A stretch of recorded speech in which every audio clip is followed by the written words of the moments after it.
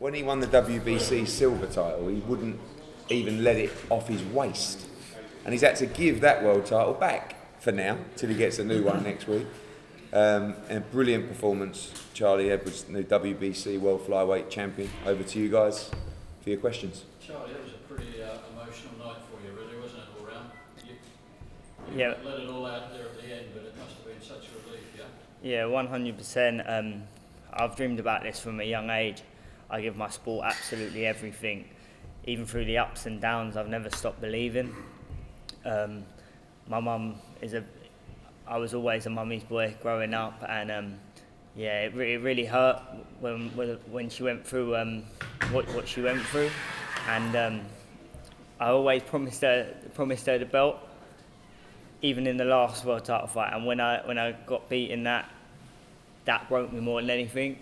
But this time, I just knew I'm coming of age, and that was for her, and it was a proud moment.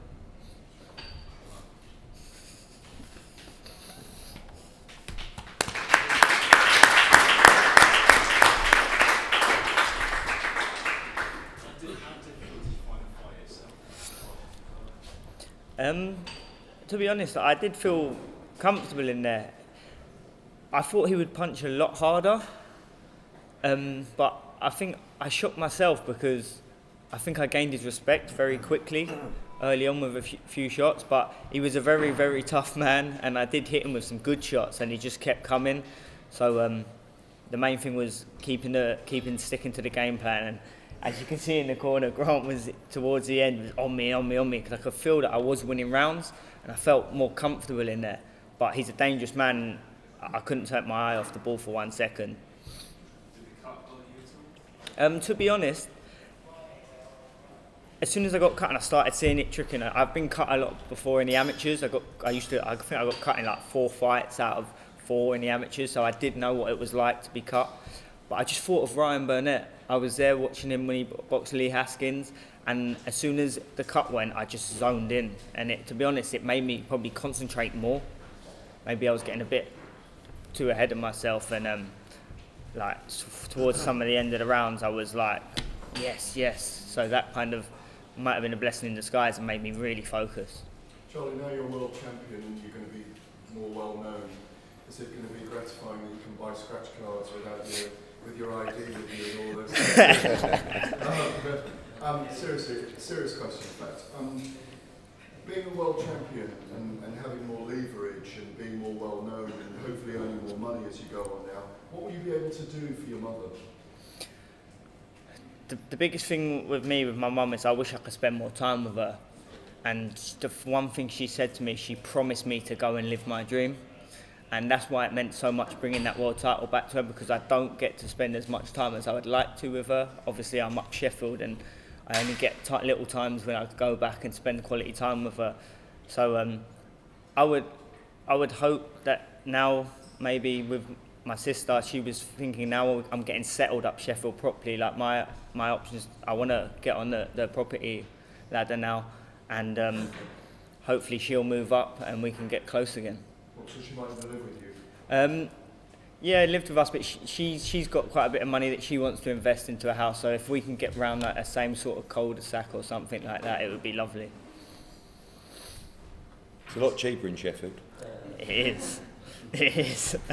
It's nice. I love the city though. Not in general. I love the city. It's like I was there from 15 years of age when I was on the GB squad. So it's always held a big part in my life, and a lot of success comes out of Sheffield. So it's been great working with this man, Grant Smith. He's changed me. He's turned me into an absolute different fighter.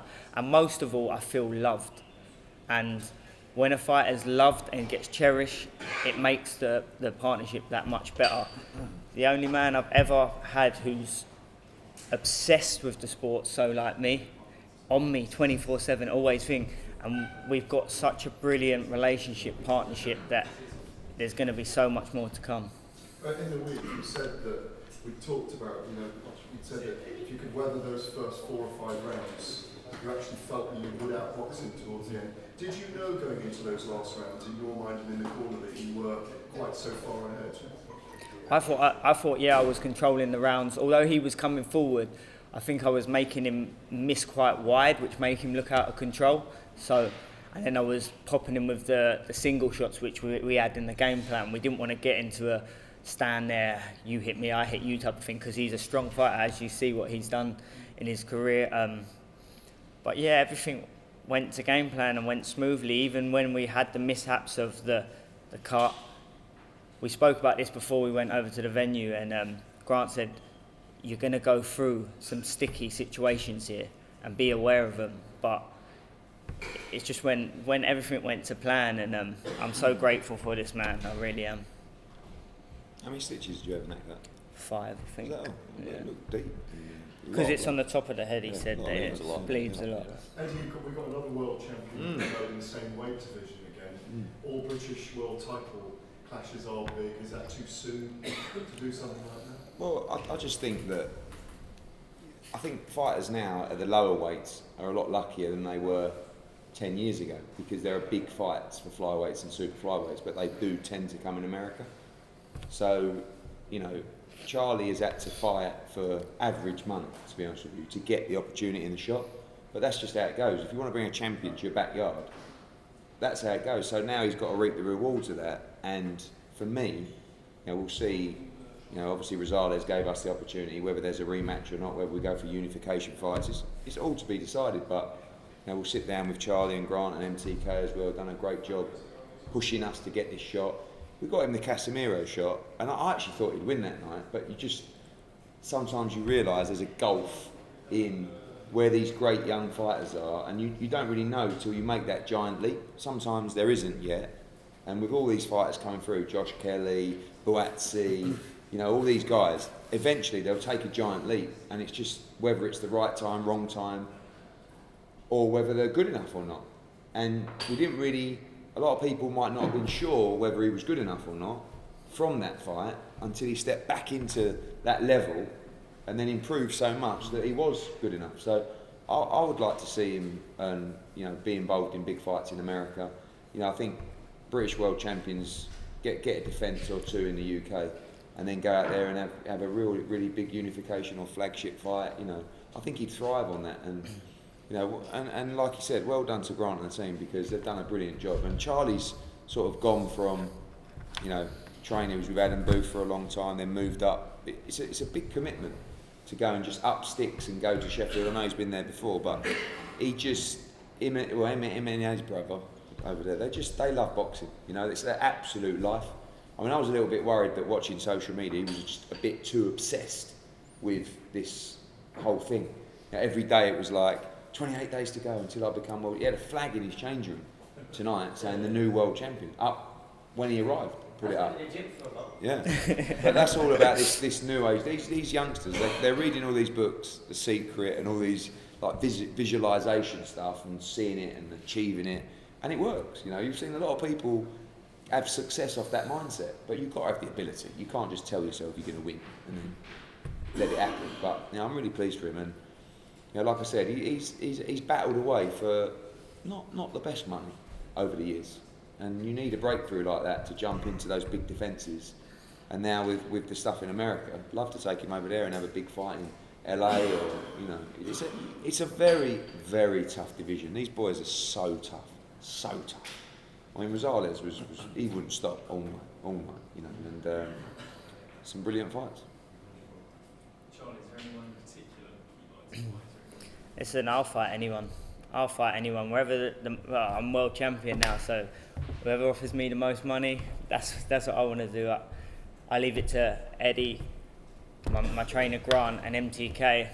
I'm the world champion now, so anyone's. I mean, as well, he could hold the belt, move up and fight Yafai. But he'll probably say, no, fuck Yafai now, he can wait. He's like, got one WBA champion, And you know, don't forget, he was chasing that fight for a long time. And, you know, Cow's doing his own thing, and, you know, they didn't see eye to eye on certain things. But he went out and said, no, I'll take opportunities at flyweight or superfly. We actually had the WBO champion for you, the Mutherlane? IBF. Yeah, IBF champ. We had a deal going with MTK to get him, and then he pulled out. And it was like, oh. And then we tried Rosales before, couldn't get him, and then went back with a bit more money, and finally got him, and Bob's your uncle. What's the challenge of going from flight to super and back again? Is that tough? No. No, you can do it. Back at 2.5 years ago, I didn't know how to make weight professionally. I was sitting so light, too far out, and I wasn't. I thought water was my worst enemy.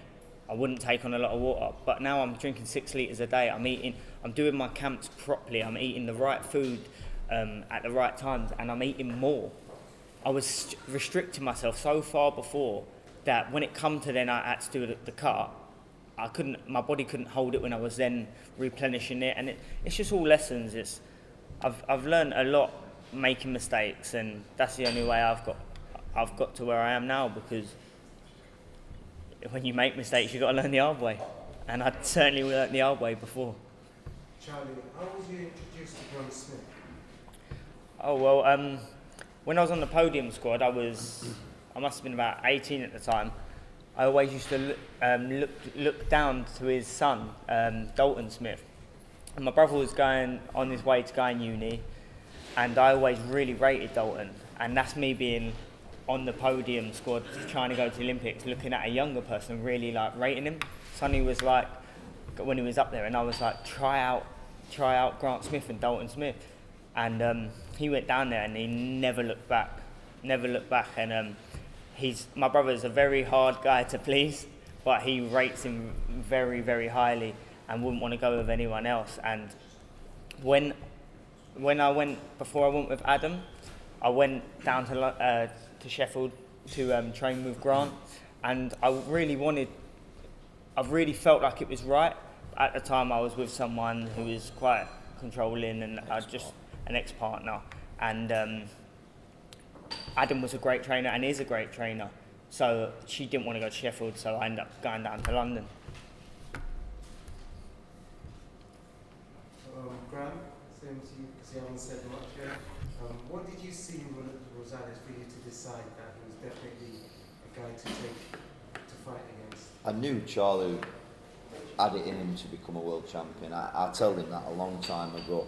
There were certain things we had to work on, and I had to drill into him and take everything back, explain to him what we were doing, and then just drill it, and just put it into him like that to get every little moment right, and explaining every little situation, put him in a situation in the gym. Right, this is going to happen. I think he's going to do this, but this is what we do. We don't overexert it. We don't have to do this. We don't have to do that. We just make things simple, and this is how you kill the situation. And that's what we did. And I think he showed that tonight. Definitely did. So Charlie, I'm sure the world title will be the perfect Christmas present. Are you looking forward to your time off over Christmas, and what will you be up to? It would be nice if I actually had it for Christmas, but we have to wait till after. But yeah, it hasn't sank in yet. It really hasn't. It probably will over the next few days. But yeah, it's the best Christmas present I could ever ask for and dream for. That has been my favourite belt from the age of 12, 13, and I've always looked and dreamed of becoming a world champion, and always looked at that belt as the one. Over Christmas, yeah, I'm looking forward to actually having some downtime and enjoying Christmas. Every Christmas I've always trained through it. I think last Christmas I was running on Christmas Day because I was fighting in February, so I'm really looking forward to spending some quality time with my loved ones, my real ones, my family, my fiance, and just enjoying myself. Obviously not blowing up too much weight, because like we might have a rematch clause in place, and it'll have to be in a certain amount of time. So yeah, I'm just looking forward to putting my legs up and doing nothing. All right, guys. Well done, Charlie. Well done. Thank you.